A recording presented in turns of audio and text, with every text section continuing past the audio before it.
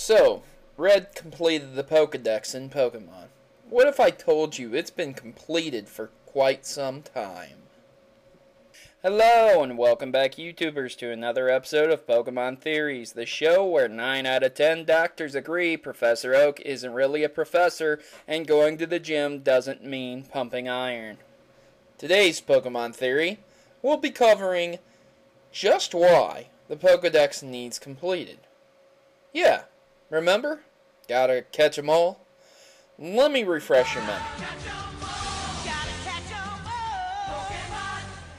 As the player begins his game, in most cases, the primary objective is not only to become a strong trainer, but to complete the Pokedex. This has been seen primarily in Pokemon Red and Blue, so our focus will be on the games Pokemon Red and Blue, as well as the movie too. Or a movie. Let's not spoil the surprise. After meeting with your rival's grandfather, Professor Oak, he offers you one of 3 Pokemon to choose that are left over from his days as a, and I am quoting here, a serious trainer. But wait a moment, that sends up a red flag. We are talking about Pokemon Red and Blue here, so there is no Pikachu and Eevee right now. However, how does Professor Oak have these 3 starter Pokemon? It's not as if they are the rarest Pokemon in the world, but by that time, there was no way to breed Pokemon. So how were they level 5? And if we do bring in Eevee and Pikachu, once more, it poses the same question. So obviously something isn't right here. But let's not forget, Professor Oak is a Time Lord thanks to Celebi.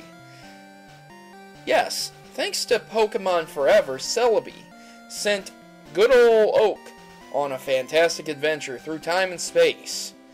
Move over, Dialga. Your authority is no good here.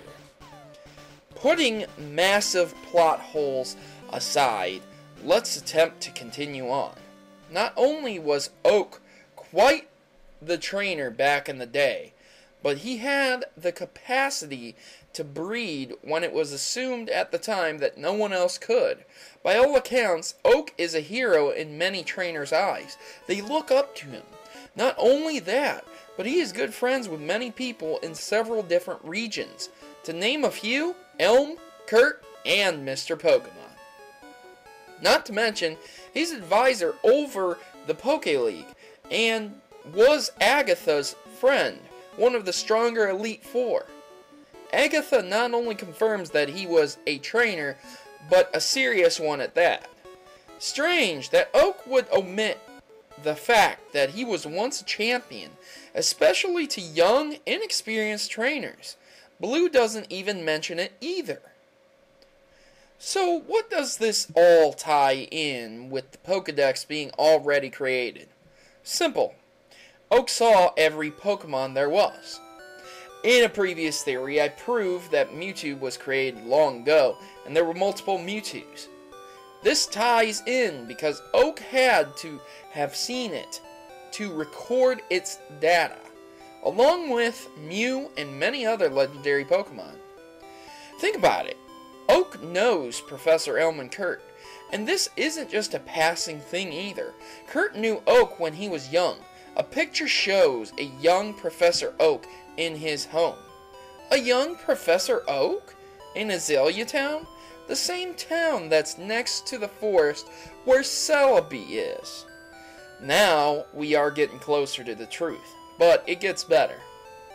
In his youth, as a trainer, Oak used Celebi to travel through time and space to not only see every Pokemon, but to document their data and create the most complex dex system yet.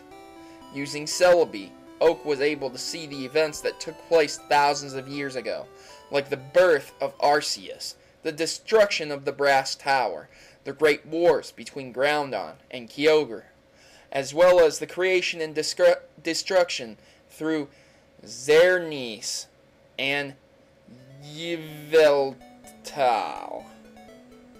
That is why the Dex already has entries completed in it.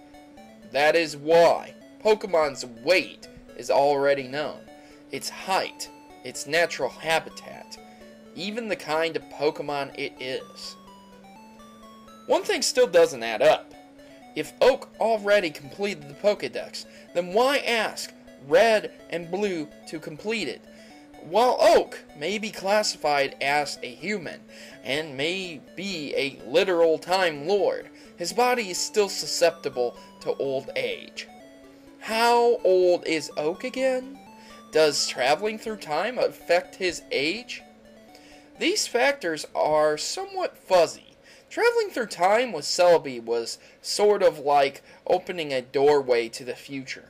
Oak was still the same age as when he left. However, the effects of traveling the way he did are unknown. What if time didn't affect Oak's body, but it did affect Oak's memories? As time progressed and Oak aged, he lost sight of things. His knowledge faded away. Oak is simply suffering from a disease known as Alzheimer's, a disease that eats away at your memory. Not a lot is known about this disease other than it's incurable and it destroys your memories. Oak, having completed the Pokedex long ago, not only assigns Red, but his grandson Blue to complete it. But wait, one moment. Oak really didn't even remember his grandson's name, nor did he remember Red's. Oak's Alzheimer's deteriorated him so much, he doesn't even know the gender of Red. Agatha was correct in the most literal sense.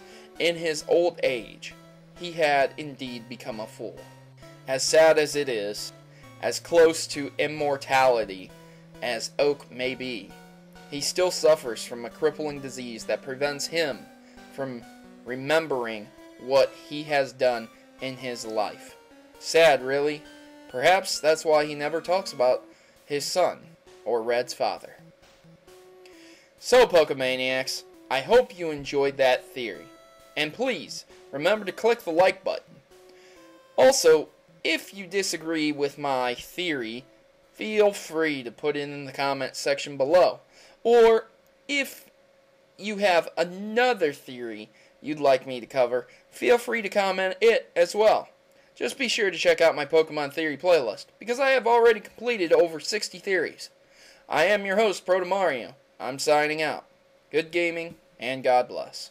I hope you enjoyed that video, guys. And now, time for a service announcement from the Maverick Army. Tired of the norm? Is it time for a revolution? Join the rebellion and become a Maverick today by subscribing to Protomario. Remember, together we can create a new world order of gaming. Mavericks unite. Please note that in all my videos, if I use images from Google, that I do not own any of those images, and all images obtained from Google are owned by their respective owners and copyrights. So please remember this when watching my Pokemon theories. Thanks.